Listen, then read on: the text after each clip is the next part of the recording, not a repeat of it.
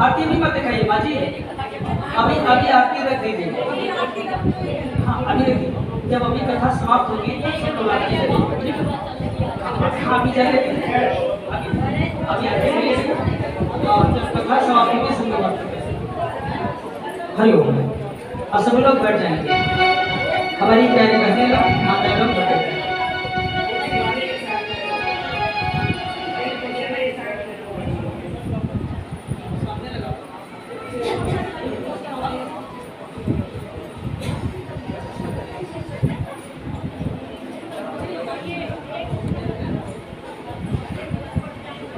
हाँ सभी लोग बैठ जाएंगे।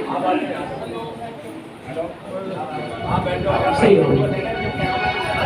हेलो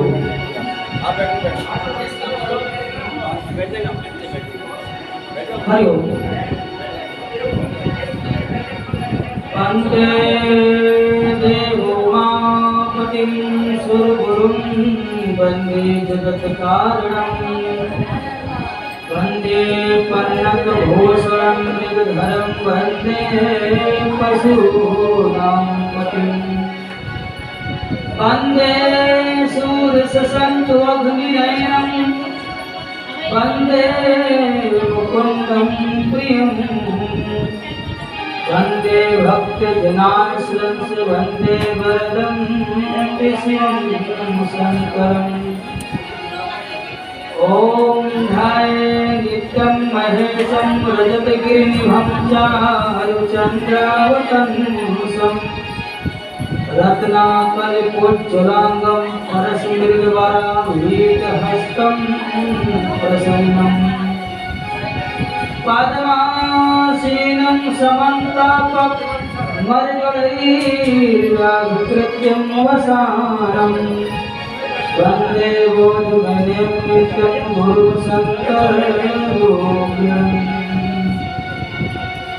नागेन्द्रहाराय त्रिलोचनाय भस्मान्तरागाय महेश्वराय नित्याय शुद्धाय दिगम्बराय तस्मै नमः शिवाय तस्मै नकाराय नमः शिवाय गजाननं भूतगणाधिसेवितं कपित्थजम्बो फलचारुभक्षणम् उमासुतं शोकविनाशकारिकं नमामि विघ्नेश्वर पादपङ्कजम्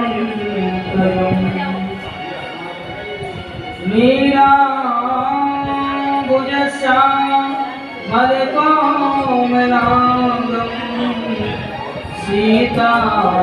सीतासमारोह पितवामभागम् पाणो महासा यज्ञचारुचापं नमामि रामं रघुवंशनाथं नमामि रामं रघुवंशनाथं श्री गुरु चरण सरोज रजे निज मने मुकुर सुधार बरनउँ रघुवर विमन जसो जो दायकी पद जान बुद्धिहीन तनु जानिके सुमिरहु पवन कुमार बल बुद्धि देहु मोहि हरहु करे सेविका अकारण करना वगैरे भक्त वांछा कल्पतरु सकल लोक लोचना विराम परत्पर पूर्ण ब्रह्म परमात्मा जगत नियंता नवरूप अवतारो ओंकालेश्वर महाकालेश्वर ममलेश्वर उज्जैनियम नाथों के नाथ भोलेश्वर भगवान भोलेनाथ जी महाराज की बांधवई प्रतिमूर्ति श्रीमद श्री शिव महापुराण की कथा। वाम भाग में बैठी हुई मां भगवती श्री पार्वती देवी मां को श्री भोलेनाथ जी सुंदर दिव्य श्री शिव पुराण की कथा सुना रहे हैं। अर्थात शिव पुराण की कथा क्या है? मोक्षदायिनी कथा है, कामनाओं को पूर्ति करने वाली कथा है, जो अर्थ धर्म काम और मोक्ष को देने वाली कथा है। ऐसी श्री शिव महापुराण की कथा को हम सब लोग जो श्रवण कर रहे हैं, तो आइए श्रवण करने से पहले दो बार भगवान का नाम लें, भोलेनाथ जी का, तब सुंदर कथा श्रवण करें।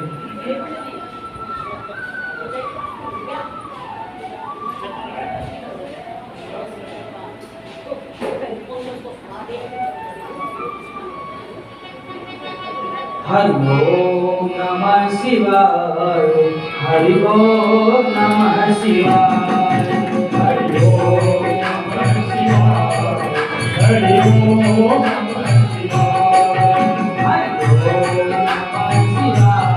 शिवाय, हरि ओम नमः शिवाय, हरि ओम नमः शिवाय, हरि ओम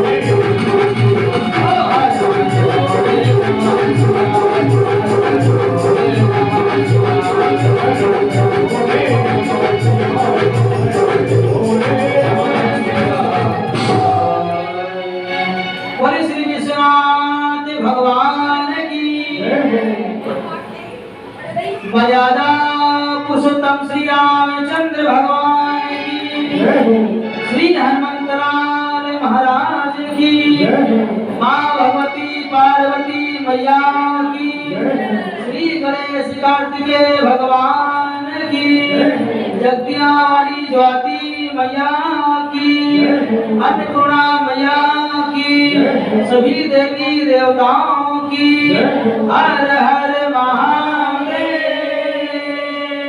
जय जय श्री राधे, जय जय श्री सीताराम।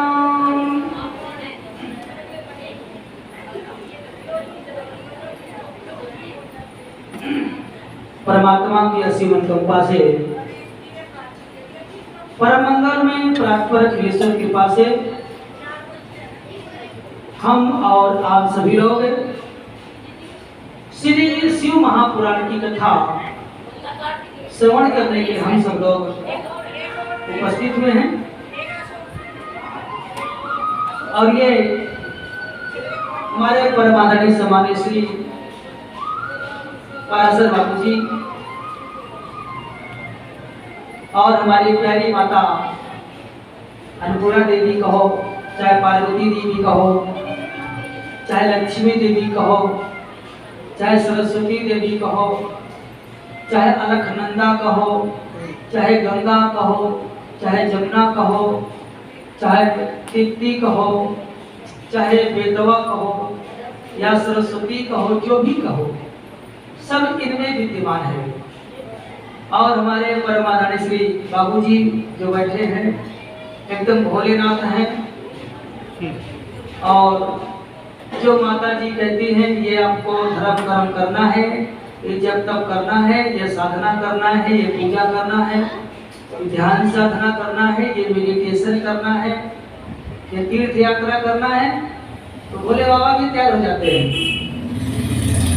आपका पराशर परिवार की तरफ से जो हो रहा है, पराशर जी का नाम ही बहुत सुंदर है। इनका परिवार का भविष्य में जो हुए उस बड़े तेजस्वी और ज्ञाता थे।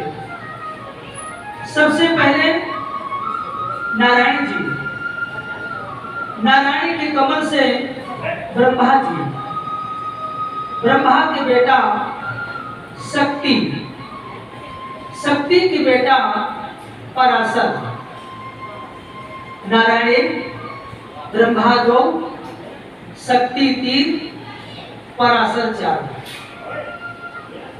इनका 4 वंश है। और 5वें में पराशर के बेटा व्यास जी, 6वें में उनके पुत्र श्री सुखदेव जी। बहुत सुंदर माता जी का भाव था।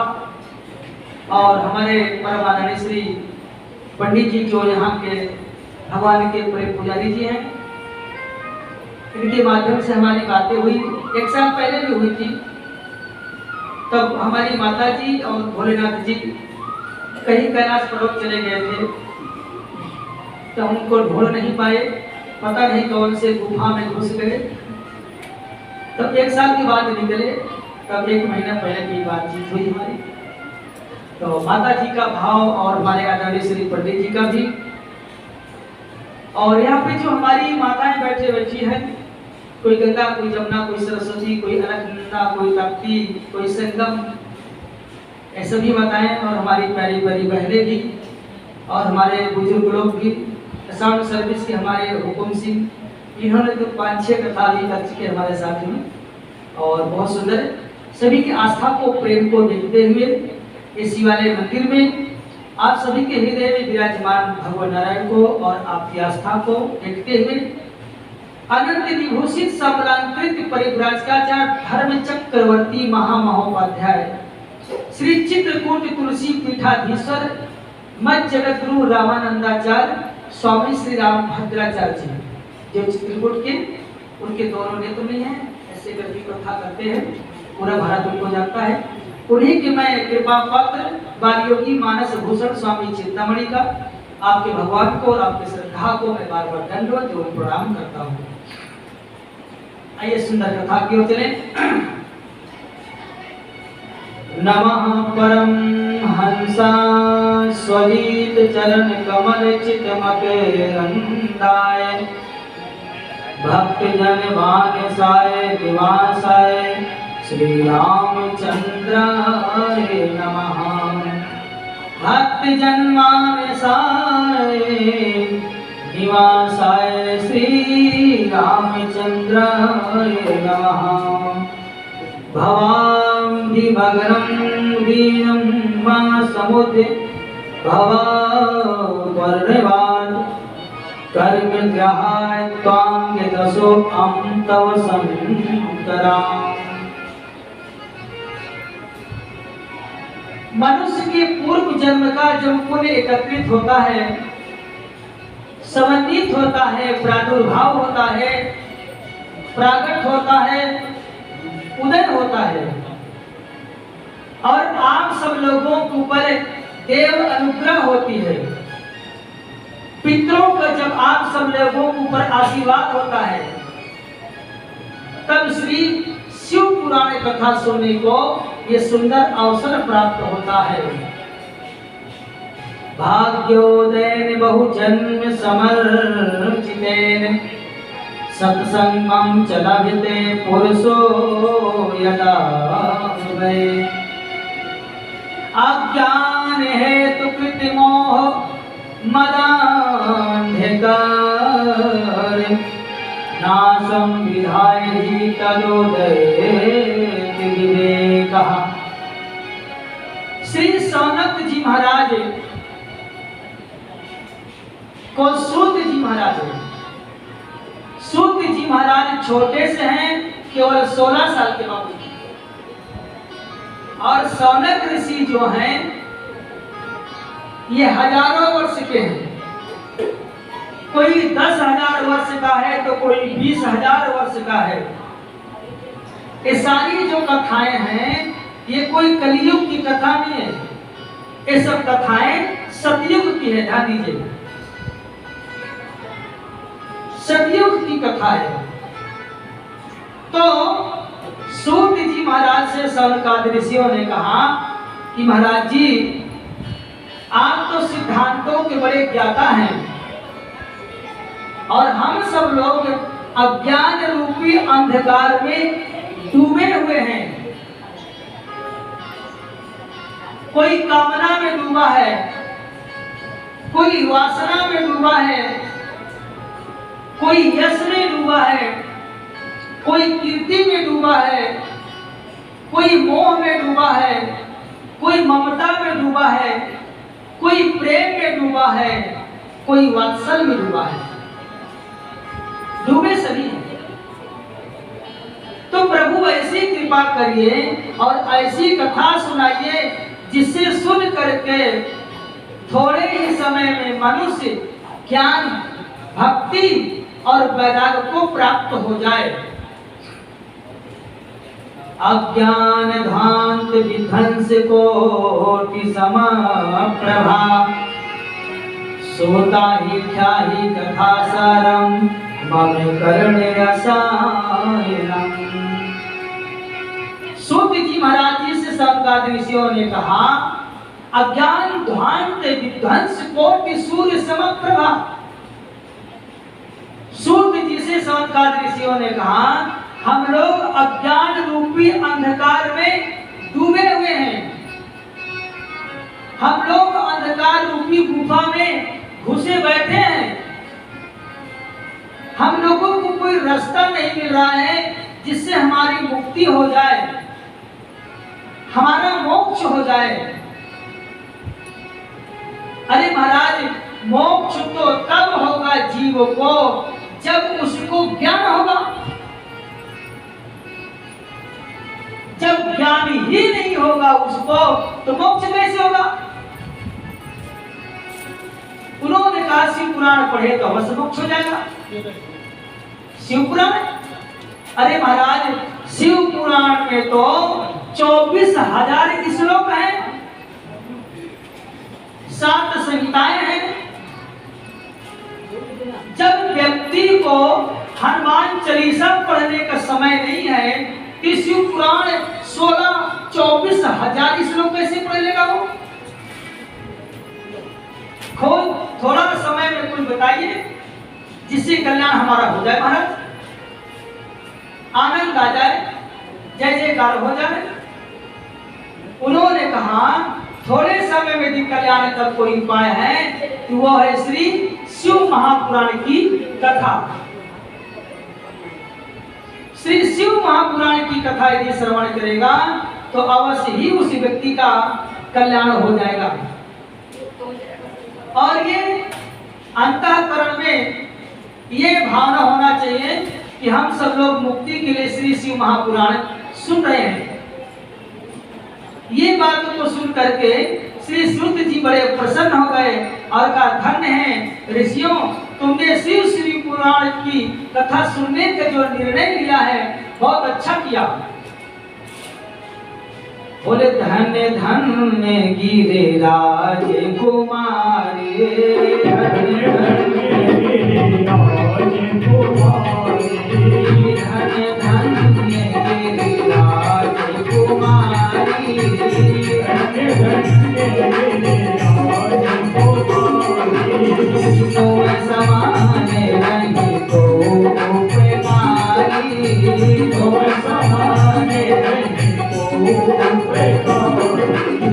प्रेम दिवसियों के आवन वारी, प्रेम दिवसियों के आवन वारी, प्रेम दिवसियों के आवन वारी, प्रेम दिवसियों के आवन वारी। जसा देवी हरि बोल जानी, जसा देवी हरि बोल जानी, जसा देवी हरि बोल जानी, जसा देवी हरि बोल जानी। सूत जी महाराज के तरफ संत ऋषियों ने कहा महाराज हमको शिव पुराण की कथा सुनाइए, जिससे व्यक्ति भक्ति ज्ञान वैराग सब कुछ उसको प्राप्त हो जाए।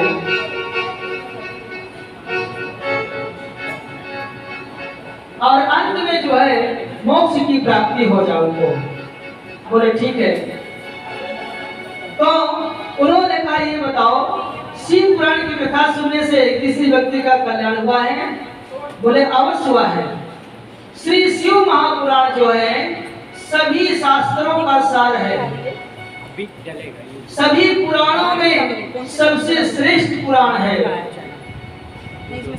और ग्रंथ को पढ़ो चाहे ना पढ़ो, लेकिन श्री शिव महापुराण एक ऐसा ग्रंथ है, इसको पढ़ने से सुनने से व्यक्ति के हृदय में वैराग आता है, भगवान भोलेनाथ जी की तरफ उसका मन मुड़ता है।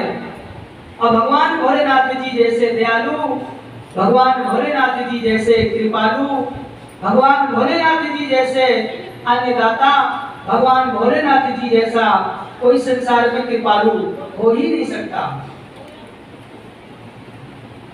सूत जी महाराज जी ने कहा एक तुमको मैं बड़ा सुंदर दृष्टांत सुनाता हूँ, जिस दृष्टांत को सुनने से आप लोगों को कल्याण हो जाएगा।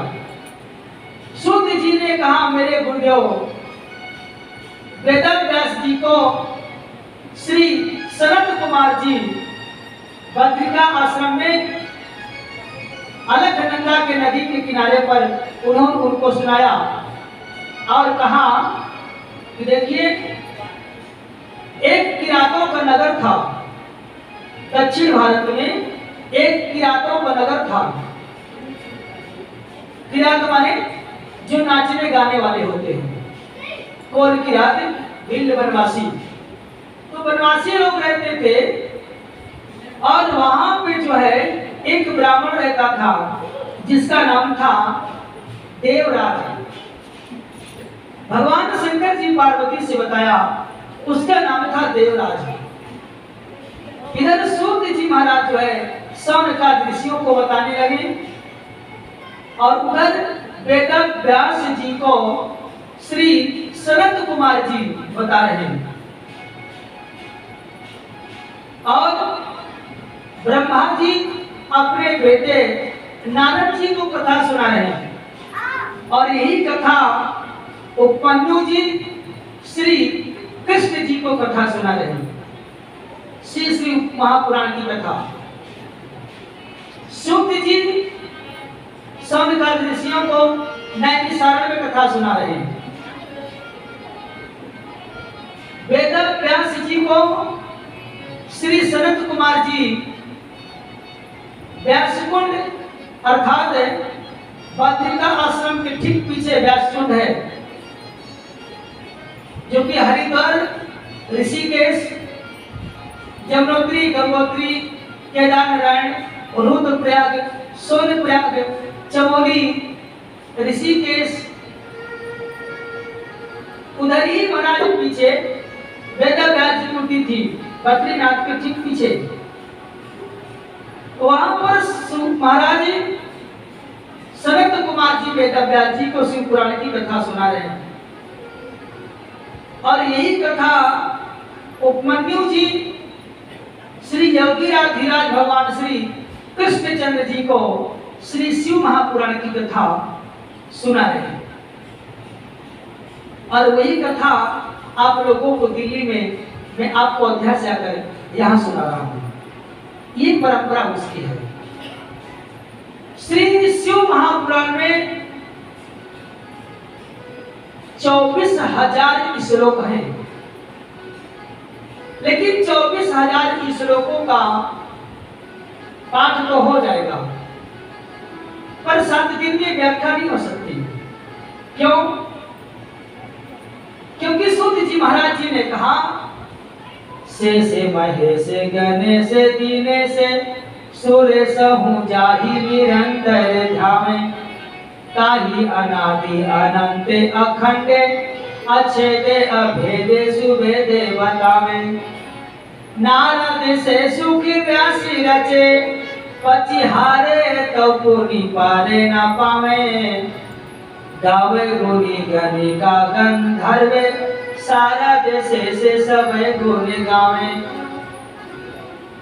गंधर्व, यक्ष, किन्नर, देवता, सरस्वती, वेदव्यास, नारद, पराशर, सुखदेव, पिप्पलायन, विश्वामित्र, वशिष्ठ मुनि, बड़े बड़े संत महात्मा, ऋषि, तपस्वी, ब्रह्मचारी, अमलात्मा, यहाँ तक कि सरस्वती खुद श्री शिव पुराण की कथा को लिखते लिखते कहते कहते अंत में कहती है, नोइति नोइति नोइति।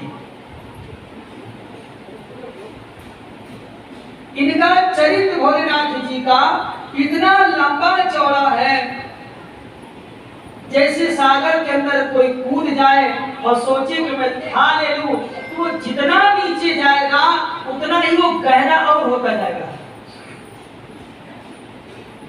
जितना नीचे जाएगा उतना ही वो गहरा होता जाएगा। तो सूत जी महाराज जी से सौनकादि ऋषियों ने कहा, महाराज जी हमको तो आप श्री शिव महापुराण की कथा का जो सारांश है,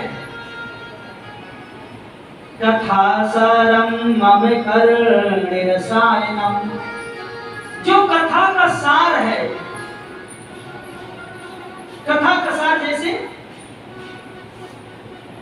20 किलो का ढेर आपके पास फूल है, पर फूल 4-6 दिन 10 दिन में वो सुगंधी भी चली जाएगी और सड़ भी जाएगा, कीड़े मकोड़े भी लग जाएंगे। पर उस फूल का रस निकाल करके एक सुगंधित स्प्रे बना लिया जाए, स्प्रे बना करके इत्र बना दिया जाए और उसको किसी शीशी में भर करके रख दिया जाए, तो 4-6-10 साल तक भी वो वैसा का वैसा रहेगा। क्यों? क्योंकि वो फूल का सार है। ऐसे सूत जी से सौनकादि ऋषियों ने नैमिषारण्य में कहा कि श्री शिव महापुराण की जो कथा है वो कथा सारम मम कर्ण रसायनम, कथा का सार सुनाइए। तो कथा का सार क्या है? कथा का सार है ज्ञान। बहुत बड़ी बात को छोटे में लोगों को समझा दीजिए, वरना शिव पुराण की कथा बहुत लंबी चौड़ी है। भोलेनाथ जी पार्वती जी से कहा पठन्ति चतुरो वेदांत, शिव पुराण में ऋग्वेद, यजुर्वेद, सामवेद, अथर्ववेद चारों वेदों की कथा शिव पुराण में है। ऋग्वेद, यजुर्वेद, सामवेदो अथर्वः, जिह्वा अग्रे वर्तते जसे हरिरित्यक्षरं शिवम्। ऋग्वेद, यजुर्वेद, सामवेद, अथर्ववेद का सारांश क्या है? श्री भगवान भोलेनाथ जी का ओम नमः शिवाय मंत्र। तो उन्होंने कहा कि महाराज जी, किरातों के नगर में एक देवराज नाम का ब्राह्मण था और वो बहुत बड़ा विद्वान था, तपस्वी भी था, ज्ञाता भी था, लेकिन धीरे धीरे वो जो है दुष्ट बन गया। लोगों को अपने विश्वास में लेकर के उसे छा लेता, लोगों से कहता कि भाई हमको जो है 10,000 रुपए दे दो, कल दे देंगे, अभी देता ही नहीं। देख लिया इसके पास पैसा कौड़ी बहुत ज्यादा है, उसको कहीं ले जाए, जहर पिला करके खीर खिला दे, वो मर जाए, सारी संपत्ति लूट ली। वो बहुत दुष्ट हो गया, दुराचारी हो गया, आतताई हो गया, दम्भी हो गया, पाखंडी हो गया। लेकिन धीरे धीरे उस ब्राह्मण का सारा निस्तेज खत्म हो गया। जब ब्राह्मण जब तक पूजा पाठ बंद कर देता है तो उस ब्राह्मण का सारा तेज मस्तिष्क से चला जाता है, फिर वो तीरहीन हो जाता है, फिर वो गली गली वो टुकड़ा मांगने के लिए कुत्ते की तरह तुम हिलाता है, बड़े बड़े लोगों के सामने बाबूजी बाबूजी करता है। ऋषि तपस्वी संतुष्टा क्षमाशीलो जितेन्द्रिय दाता ज्ञानी दयालु च ब्राह्मणो नोभिर्गुणः। भगवती मां पार्वती जी से भोलेनाथ जी ने कहा जो ब्राह्मण देवराज के 9 गुण थे वो 9 गुण को उसने खत्म कर दिया। ऋषि तपस्वी, ब्राह्मण को तपस्वी होना चाहिए, अर्थात 4 बजे और 3 बजे के बीच में उसे स्नान कर लेना चाहिए। जल सूर्य ब्राह्मण, रण सूर्य क्षत्रिय। जल का देवता ब्राह्मण को होना चाहिए और रण का शेर क्षत्रिय को होना चाहिए। ऋषि तपस्वी संतुष्टा, ब्राह्मण को संतुष्ट होना चाहिए, किसी को धन संपत्ति को देख करके अपहरण नहीं करना चाहिए, और देवराज ये करता था। संतुष्टा, क्षमा, ब्राह्मण को चाहिए क्षमा कर देना चाहिए। कोई अनर्गल अलाप कह दे, अशब्द कह दे, गाली गुस्सा कह दे तो ब्राह्मण को गुस्सा नहीं करना चाहिए, क्षमा कर देना चाहिए। संतुष्टो, संतुष्ट भी रहना चाहिए, जो भी जज्बान प्रेम से श्रद्धा से प्यार से दे दे उसे स्वीकार कर लेना चाहिए। संतुष्टा, क्षमाशीलो, दाता ज्ञानी दयालु च, दाता भी होना चाहिए। कोई इसके पास भिखारी आ जाए तो अपने घर से 1 कटोरी 2 कटोरी अनाज या चावल उसको जरूर दे देना चाहिए। भगवान शंकर जी पार्वती से कहते हैं, बोले देवी मंगल रहन जिनके नहीं ते नरवर थोड़े जग माही। भीख मांगने वाले जिसके द्वार से बिना कुछ लिए चला जाए, आपके घर में आया भीख मांगने और आपने उसको देख करके दरवाजा बंद कर दिया तो आपका सारा पुण्य लेके वो चला गया। एक कटोरी आटा या दाल या चावल जो हो 2, 4, 5 रुपया उसको दे करके विदा कर दो। और नहीं दोगे तो आपका सारा पुण्य उसके साथ भी चला जाएगा। ये ध्यान रखिएगा। भगवान शंकर जी पार्वती जी से कहा, शुद्ध जी संकाल ऋषियों से कह रहे हैं, जितेंद्रिय होना चाहिए, ब्राह्मण को जितेंद्रिय होना चाहिए। जितेंद्रिय माने अपने 10 इंद्रियों को अपने वश में रखना चाहिए। 10 इंद्रियां क्या है? ध्यान से सुनिएगा, मैं आपको कथा का सार ही सुनाऊंगा। 10 इंद्रियां हैं। आंख 1 यह इंद्रिय है, नाक 2, कान 3, मुख 4, ये शरीर 5। ये 10 कर्म इंद्रियां हैं। और यही 5 कर्म इंद्रियां हैं और 5 ज्ञान इंद्रियां हैं। ज्ञान इंद्रियां क्या है? ज्ञान इंद्रियां है, आंख का विषय क्या है? आंख का विषय है रूप। आंख क्या देखता है? रूप देखता है, सुंदरता देखता है। जिसको नहीं देखना उसको वो बार बार देखेगा। आंख का विषय है रूप। नाक का विषय क्या है? सुगंधी। ये चीज सुखाओ, ये स्प्रे लाओ, फलाना ठिकाना लाओ, कहीं आपको कोई ऐसा चीज न सुखा दें तो जो आप पड़े रह जाएं। तो नाक का विषय है सुगंधी। कान का विषय है श्रवण। यदि सुनना ही है आपको तो भगवान का भजन सुनिए, भगवान का गीत सुनिए। तो उसको न सुन करके इधर उधर के गाने, प्रपंच, लड़ाई झगड़ा, दंगा फसाद सुनता है। और तो छोड़ो, कोई किसी की चुगली कर रहा है तो बड़ा ध्यान से सुनेगा और कहेगा हाँ दीदी, तो फिर आगे भाभी ने क्या कहा मम्मी को, मतलब खोल खोल उसको पूछेंगे, उसको सुनने में मजा आ रहा। ऐसा मजा आ रहा है मानो कोई गोलगप्पा में पानी मिला के खिला रहा हो उसको, और दीजिए और दीजिए, और बहुत अच्छा है। ज्यादा बुराई नहीं सुनना चाहिए। ऋग्वेद में लिखा है आप किसी की बुराई करेंगे या बुराई सुनेंगे तो आपका शरीर धीरे धीरे छीन हो जाएगा। इसलिए बुराई मत सुनिए किसी का। कोई कर रहा हो तो आप वहां से निकल जाएंगे, या आपका शरीर धीरे धीरे कमजोर हो जाएगा। और लड़ाई झगड़ा सुनेंगे तो भी आपको पाप लगेगा। तो श्रवण का काम है गीत सुनना। जीव का क्या है? ज्ञानेंद्रिय, स्वाद। यदि आपको खाना ही है तो भगवान का भोग लगा कर पाइए। जो कुछ भी घर में बनता है, दाल चावल सब्जी रोटी मेवा मिष्ठान पूरी कचौड़ी रसमलाई गुलाब जामुन जो भी है, भोजन वही करना चाहिए जिसको भगवान शंकर जी नहीं पाते हैं, पार्वती माता जी नहीं पाती हैं, गणेश गणपति बप्पा नहीं पाते हैं, वही चीज खाना चाहिए। नहीं जी, हमारे पति को तो प्याज का जो है पकौड़ी अच्छी लगती है और नहीं बनाएंगे तो गुस्सा हो जाती है, तो उनको प्याज का जो है पकौड़ी लहसुन की चटनी चाहिए। जो भगवान को भोग न लगे उसको नहीं लगाना चाहिए, नहीं बनाना चाहिए, ये सिद्धांत कहता है। बाकी आपकी जो इच्छा वो करिए, हमको क्या करना तो बता दिए आपको।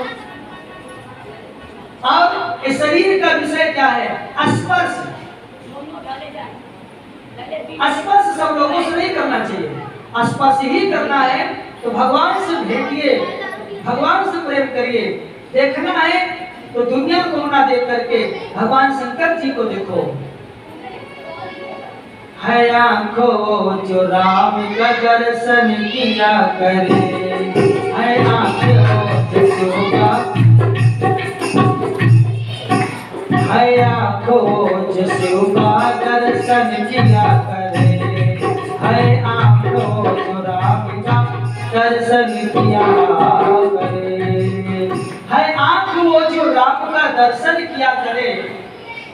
है शीश वो चरणों में जो बंधन किया करे, हीरो के कणों से शोभा नहीं है हाथ की, है हाथ वो जो नाथ का पूजन किया करे।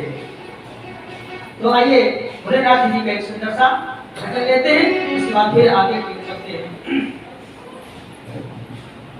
शिव का नाम अति मीठा है, कोई गा के देख ले। शिव का नाम अति मीठा है, कोई गा के देख ले। आ जाते भोलेनाथ कोई बुला के देख ले। आ जाते भोलेनाथ कोई बुला के देख ले। अति मीठा है, कोई गा के देख ले। शिव का नाम अति मीठा है, कोई गा के देख ले। आ जाते कोई बुला के देख ले। आ जाते भोलेनाथ कोई बुला के देख ले। आ जाते भोलेनाथ कोई बुला के देख ले। भोले का नाम मीठा है, कोई गा के देख ले। भोले का नाम मीठा है, कोई गा के देख ले। आ जाते भोलेनाथ कोई बुला के देख ले। आ जाते भोलेनाथ कोई बुला के देख ले।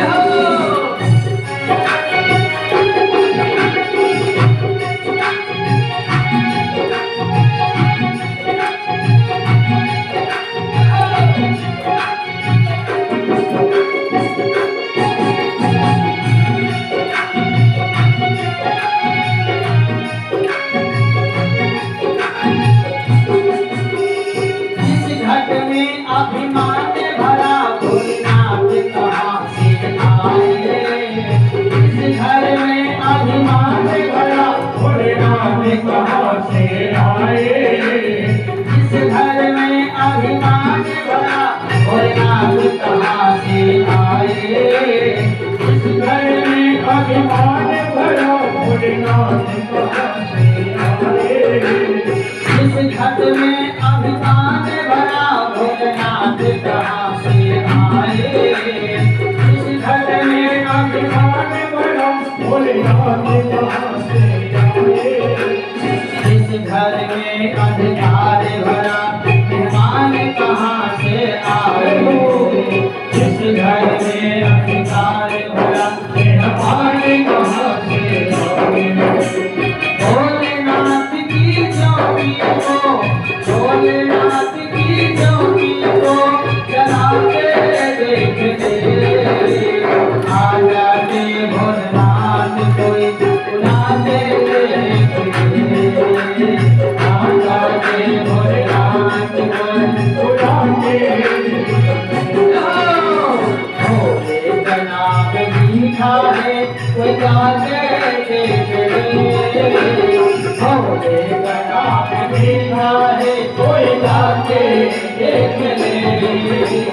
आ जाते भोलेनाथ कोई बुला के देख ले। आ जाते भोलेनाथ कोई बुला के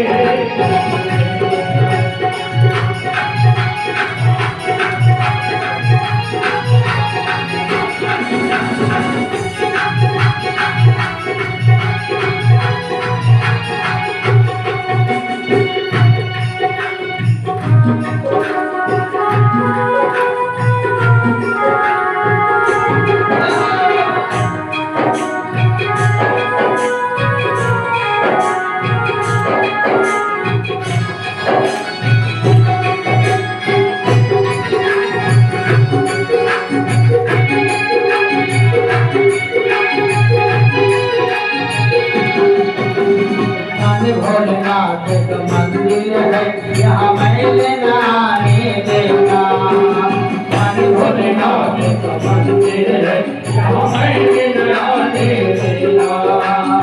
भोलेनाथ का मंदिर है, यहाँ समय नाने देना मन भोलेनाथ पंडित समय नाने देना मानो जन्नत बोल दिया इस घर से गवा नहीं देना मानो जन्नत भोग दिया इसे व्यर्थ गवाने देना भोलेनाथ जी आ जाते हैं भोलेनाथ जी आ जाते बुला के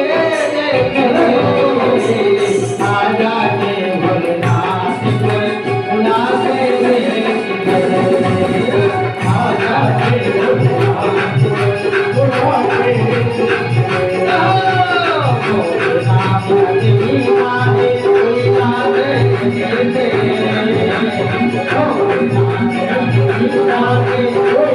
बुला के भोलेनाथ जी आए बुला के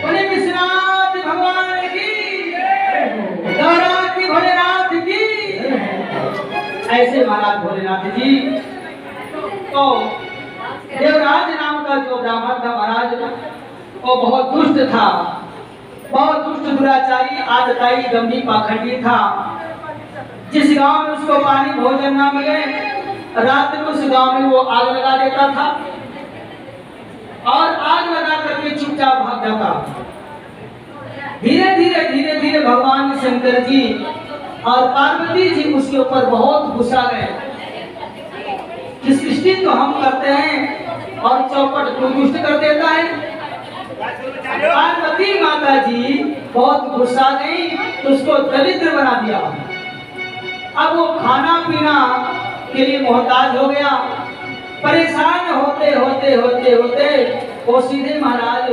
प्रतिष्ठानपुर पहुंच गया प्रतिष्ठानपुर प्रतिष्ठानपुर किसको कहते हैं प्रतिष्ठानपुर कहते हैं प्रयागराज को ध्यान देना शिव पुराण में लिखा है कि ब्रह्मलोक जाने का रास्ता कहां से है ब्रह्मलोक जाने का रास्ता है प्रयागराज इलाहाबाद से जहां से गंगा जमुना सरस्वती बहती है वो मोक्षदायिनी अर्थात ब्रह्मलोक जाना है यदि किसी का प्रयागराज में प्राण छूट जाए तो सीधे ब्रह्मलोक जाएगा और महाराज यदि दिल्ली में छूट जाए तो दिल्ली में छूट जाएगा तो फिर आप स्वर्ग लोक जाओगे कहाँ जाओगे स्वर्ग लोक लेकिन ध्यान दीजिएगा एतम भुक्त्वा स्वर्गलोकम विशालम छेड़े पुणे मर्त्य लोके विसन्ति एतम भुक्त्वा स्वर्गलोकम विशालम छेड़े पुणे मर्त्य लोके विसन्ति यदि आपका प्राण दिल्ली में छूटेगा तो आप सीधे स्वर्गलोक जाओगे और जितना पुण्य होगा उतने दिन तक आप भोग करोगे उसके बाद फिर इंद्र जी तुम्हारे पीठ में एक लात मारेंगे और सीधे आकर दिल्ली में गिर जाओगे जहां से उठे थे वही फिर आ जाओगे पर यदि आप श्री शिव महापुराण की कथा सुनते सुनते मुक्त हो जाएंगे तो सीधे ब्रह्मलोक नहीं सीधे शिवलोक जाएंगे बोले विष्णु भगवान की विश्वनाथ भगवान की सीधे शिवलोक को जाओगे तो ये देवराज नाम का ब्राह्मण धीरे धीरे भटकता भटकता सीधे पहुंच गया प्रयागराज प्रतिष्ठानपुर में वहां पर बड़े बड़े संत महात्मा ऋषि तपस्वी ब्रह्मचारी अमलात्मा सभी लोग प्रयागराज में जो है स्नान करते हैं दीपदान करते हैं वेदाव्यास जी कहते हैं कि तीरथ पति पुनि देखो प्रयागा तीरथ पति पुनि देखो प्रयागा जन्म में कोटि आगे भागा जन्म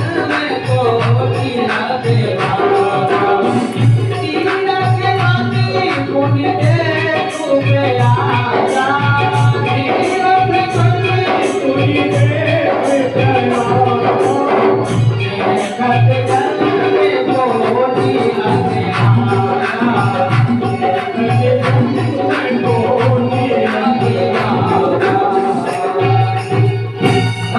शंकर जी पार्वती जी से कहा, वो सीधे प्रतिष्ठानपुर झूसी पहुंचा। वहां पर उसने क्या देखा, एक मंदिर पर ओमकालेश्वर, महाकालेश्वर, ममलेश्वर, उज्जैनियम नाथों के नाथ भूस्तेश्वर भगवान भोलेनाथ जी की बाबूजी कथा चल रही थी। शिव जी की चर्चा चल रही थी, शिव पुराण की कथा चल रही थी। जय जय शिव जी पुराण, जय जय शिव जी पुराण, जय जय शिव जी पुराण, जय जय शिव जी पुराण। इसे श्रवण कर मिट जाती है, इसे श्रवण कर मिट जाती है जन्म जन्म की बता। जय जय शिव जी पुराण, जय जय शिव जी पुराण, जय जय शिव जी पुराण, जय जय शिव जी पुराण, जय जय शिव जी पुराण, जय जय शिव जी पुराण। श्री शिव महापुराण की कथा चल रही थी माता जी, और शिव जी की महासुंदर पुराण चल रही थी। सब संत लोग सुन रहे थे और एक उसमें महात्मा जी उनको सुना रहे थे। ये देवराज नाम का जो ब्राह्मण था, ये भी गया, जाकर वहां बैठ गया और कथा सुनने लगा, श्री शिव महापुराण की कथा।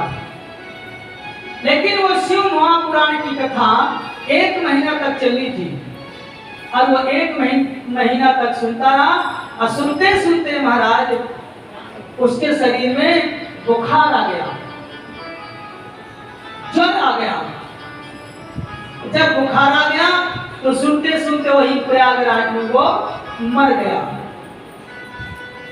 जब शरीर को परित्याग कर दिया देवी जी, तो यमराज जो है यमलोक से अपने दूतों को कहा कि जाओ, वो देवराज नाम का जो ब्राह्मण है वो बहुत दुष्ट है, दुराचारी है, आतताई है, दंभी है, पाखंडी है, क्रिमिनल है, छली है।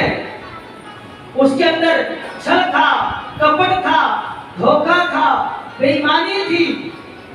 कोई ऐसा कुकर्म नहीं था जो उसने ना किया हो। उसको यमलोक में लाओ, उसको हम बताएं कैसे उसको दंड दिया जाता है। अब यमराज के दूत जो है, 4 दूत उसको लेने के लिए पहुंच गए। तब तक में ये देवराज नाम का जो ब्राह्मण था, भगवान शिव जी की कथा सुना था। जैसे सुनते सुनते प्राण छूटा, तो भगवान शंकर जी ने कहा, देखो देखो परसों वो देखो तुम्हारा छोटा भाई का प्राण छूट गया, जाओ जाओ जाओ, उसको जल्दी से शिवलोक लेकर आओ, वरना ये लोग लेके भाग जाएंगे इसको लोग। अब इधर से भगवान शिव जी के 4 गण गए, उधर नरक से यमराज के 4 गण गए। तब तक में यमराज के गण लेकर उसको जा रहे थे, शिव जी के गण ने कहा रुको रुको। तब तक वो यमलोक के भीतर घुस गए और शिव जी के गण जा करके उनको जबरदस्ती पकड़ करके सब लोगों को, 4 गणों को शिव जी के गण ने 10-10 मुक्का 20-20 फैट लगाया। क्या क्यों मार रहे हो? बोले हमारे छोटे भाई को तुम क्यों लेके आए? ये तो प्रयागराज में शिव पुराण की कथा सुन रहा था, और मर गया किसको? शिवलोक ले आना चाहिए तुमको, और तुम यमलोक ले जा रहे हो दंड देने के लिए। अरे कहा महाराज जी, ये तो 4-5 दिन तक किसने शिव पुराण सुना, बाकी इसका कर्म तो देखिए जिंदगी भर क्या किया। शिव जी के गणों ने कहा देखो जिंदगी भर इसने क्या किया, भोलेनाथ जी कहते हैं उसका कोई मानी नहीं है, लेकिन मरते समय ये क्या कर रहा है, मायने इस बात की है। भोलेनाथ जी कहते हैं अंतकाले जमामेव अस्मरन् मुक्त्वा कलेवरं यः प्रयाति स मद्भावं यास्त्यत्र न संशयः। यं यं यवापि स्मरन् भावं त्यजते कलेवरं तं तमेवैति कौन्ते सदा तद्भाव भावितः। अंतकाले चमाम्यो स्मरण मुक्ता कलेवरम। भोलेनाथ जी कहते हैं वो जीवात्मा यदि मरते मरते मेरा नाम लेकर मरे, ओम नमः शिवाय, ओम नमः शिवाय, शिव शिव शिव शिव शिव कह के यदि मर जाए तो सीधे मेरे धाम को हो जाता है। अब जरा विचार कर लो, जरा विचार कर लो और अपनी निगाहें चारों तरफ दौड़ा कर देख लो कि हमारी दादी, हमारी सास, हमारी जेठानी, हमारी देवरानी, हमारे देवर, हमारे जेठ, ससुर, आसपास के लोग जब मरे थे तब शिव शिव कह के गए थे? बोलिए, शिव शिव कहकर गए हो या किसी से कहा हो दादी जी, आंटी जी, ओम नमः शिवाय, अब हम जान रहे हैं ओम नमः शिवाय, ओम नमः शिवाय, ओम नमः शिवाय। ऐसा आपने कभी देखा है? देखा हो, सुना हो तो बता दो कि जब ओम नमः शिवाय मरते समय नहीं लिया तो शिरो कैसे चला जाएगा? शिव जी ही बात कह रहे हैं कि अंतकाले चमाम्यो, माम्यो माने मुझे, स्मरण मुक्त कलेवरम, कलेवरम माने त्याग करना। अंत समय मरते मरते मेरा नाम स्मरण करके वो मरेगा तो सीधे मेरे धाम को जाएगा। या मरते मरते जिसको वो याद करेगा, पति यदि पत्नी को याद करते हुए मरेगी तो अगले जन्म में वो पत्नी पति बन जाएगा, ध्यान रखिएगा। और पति यदि पत्नी को याद करते करते वो मर जाएगा तो अगले जन्म में वो पत्नी बन जाएगा। धन संपत्ति जायदाद मकान बैंक बैलेंस को याद करके मरोगे तो घर में कीड़े मकोड़े बनोगे, क्या करो तो जरूर बनोगे। अच्छा, लोगों के मन में गलत फहमी रहती है, मैं बहुत लोगों से सुना हूँ, लोग ये कहते हैं अरे कर्म करो, कौन देखा है अगले जन्म में क्या बनेंगे, हम नरक जाएंगे कि स्वर्ग जाएंगे, कौन देखा है? सब यही कहते हैं। लेकिन देखिए, मैं आपको नरक दिखा देता हूँ। शिव जी कहते हैं पार्वती से, नरक क्या है? आदमी मरने के बाद जो सुअर बन जाता है ये नरक में रहता है, गंदगी खाता है, गंदे का जगह रहता है, ये क्या है? ये नरक है। चूहा गंदगी जगह रहता है, ये नरक है। बिल्ली न जाने कितने चूहा सड़ी बिलारी सब खाती है, ये क्या है? नरक है। कौवा सड़ा हुआ मांस खाता है, ये क्या है? नरक। कुत्ते बिल्ली जो मर जाते हैं उसमें सूअरे कीड़े जो मर जाते हैं, ये क्या है? ये नरक है। जो उसमें माछी गंदगी जगह और न जाने कहाँ बढ़ जाती, ये क्या है? ये सब नरक योनि है, ध्यान रखिएगा। आज से देख लीजिएगा, ये सब नरक योनि है। आपको इसमें जाना है तो करते रहिए मनमानी जो करना है आपको। आपको कुत्ता बिल्ली सुअर गधा काकरोच और ये कीड़े मकोड़े मरे हुए सड़े हुए चीजों में नहीं बनना है, यही नरक है और कोई नरक नहीं है। इन सब नरकों से यदि आपको स्वर्ग में जाना है तो फिर आप पूर्ण बन जाओगे। इसलिए भगवान शंकर जी कहते हैं अंतकाले चमाम्यो स्मरण मुक्ता कलेवरम यह प्रातिसा मद्भावम यास्त्यत्र न संशयः। ये जो देवराज नाम का ब्राह्मण था, जिंदगी में कुकर्म तो किया, लेकिन मरते समय ये श्री शिव महापुराण की कथा को सुन करके त्याग दिया शरीर को, इसलिए मेरे धाम को जाएगा। जाओ लेकर आओ। और इसने कथा सुनाई से हम इसको ले जाएंगे।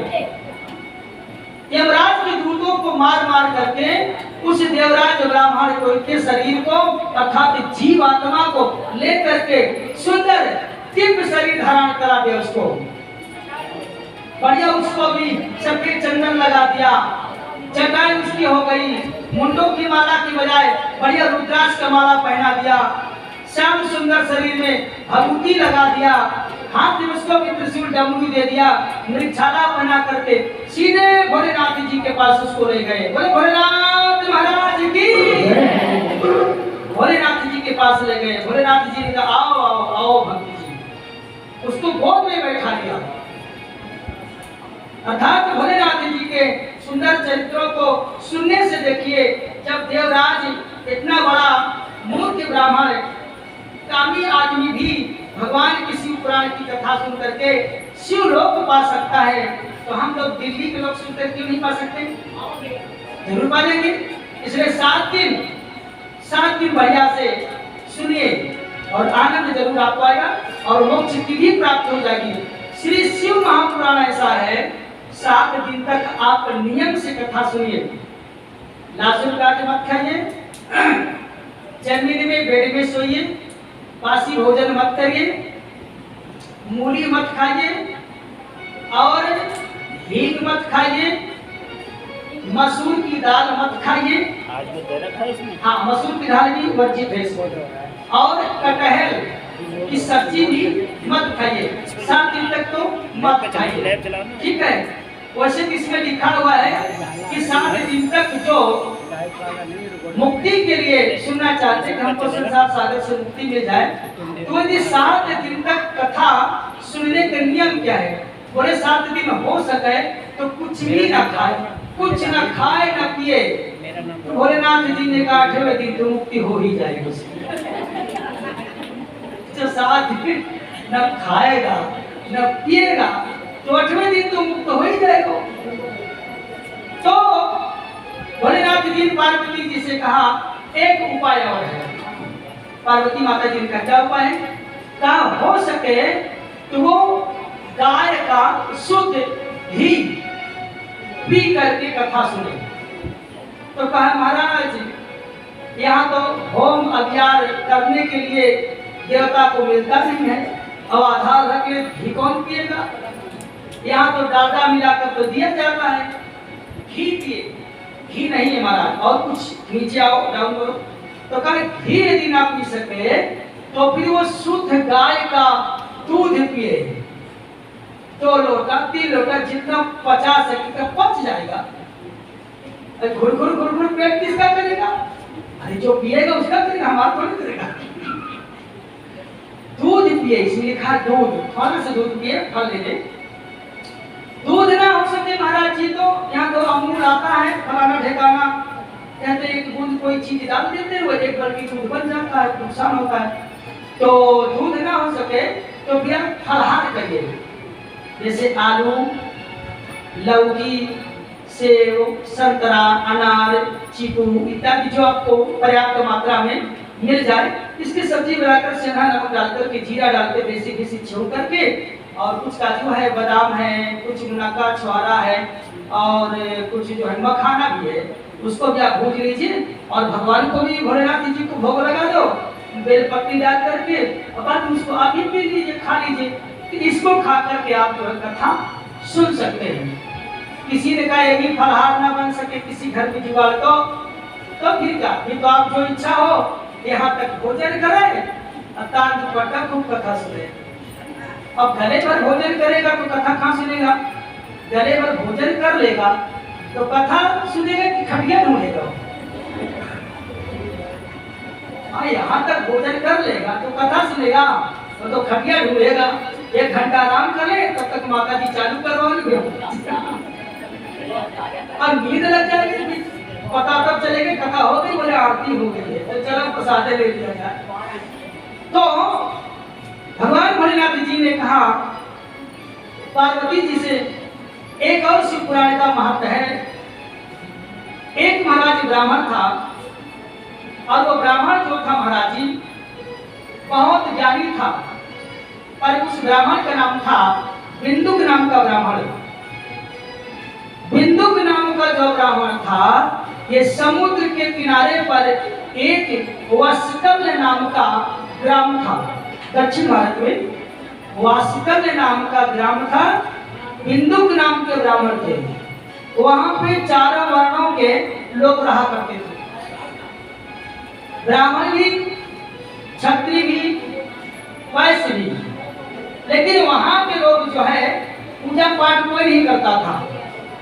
सब सुबह होते ही बासी रोटी खा लें, अपने से हल जोतते थे, काम धाम करते थे, हिंसा करते थे, मांस मदिरा खूब खाते पीते थे। ऐसे लोग रहते थे। कभी वहां के लोग व्रत नियम उपवास कोई नहीं करता था। बिंदुक नाम का एक ब्राह्मण था, उसकी एक पत्नी थी। पत्नी देखे होती सबकी, तो एक पत्नी थी, उसका नाम था चंचला देवी। क्या नाम था? चंचला देवी। और चंचला देवी जो थी वो भक्ति थी, वो भक्ति थी।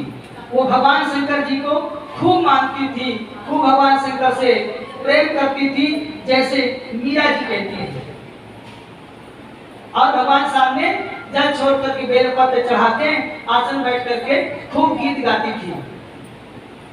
और क्या कहती थी? मन के मंदिर में प्रभु को बसाना, मन के मंदिर में प्रभु को बसाना, बात हर एक की बस की प्रभु को बचाना, मन के मंदिर में प्रभु को बचाना, बात है की बस की, बात है की बस की। प्रभु को बसाना, मन के मंदिर में प्रभु को बसाना, बात हर एक की बस की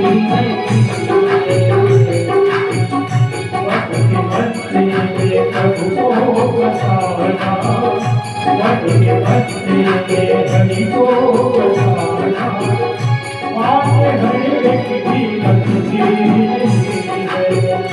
बात हर एक की बस की।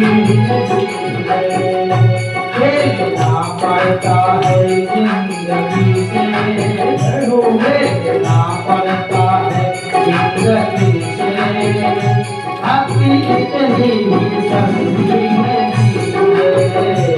खेलना पड़ता है जिंदगी से, खेलना पड़ता है जिंदगी से, भक्ति इतनी ही सस्ती नहीं है। प्रभु को बसाना, बात हर एक के बस की नहीं है।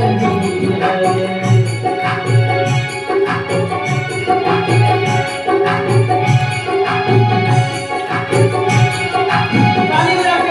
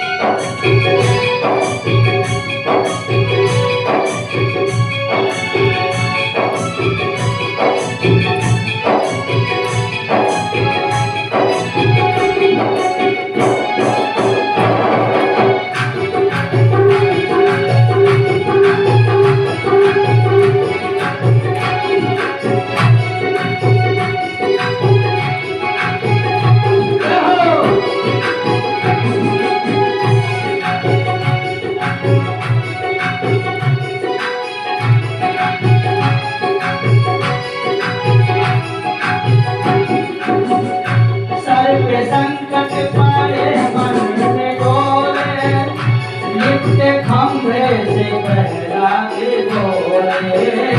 सर पे संकट पड़े मन में डोले, नित्य खंभे से पहरा के डोले। सर पे संकट पड़े